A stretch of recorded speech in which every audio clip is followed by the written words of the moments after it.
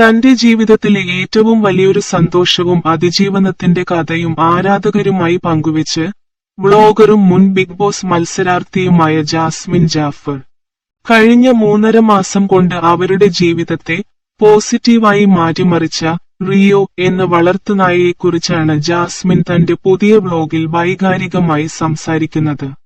ജീവിതത്തിലെ ഏറ്റവും മോശമായ മാനസികാവസ്ഥയിലൂടെ കടന്നുപോയ സമയത്താണ് റിയോ തന്റെ കൈകളിലേക്ക് എത്തിയതെന്ന് അവർ പറഞ്ഞു. കഴിഞ്ഞ 2 വർഷത്തോളമായി അതീവ സങ്കീർണമായ സാഹചര്യങ്ങളിലൂടെയാണ് കടന്നുപോയിരുന്നതെന്ന് അവർ പറയുന്നു. ഒന്നും ചെയ്യാനോ ആരോടും സംസാരിക്കാനോ താൽപര്യമില്ലാതെ വിശപ്പും ദാഹവും പോലും അറിയാത്ത ഒരു തരം ശൂന്യമായ അവസ്ഥയിലായിരുന്നെന്നും അവർ തുറന്നു പറഞ്ഞു.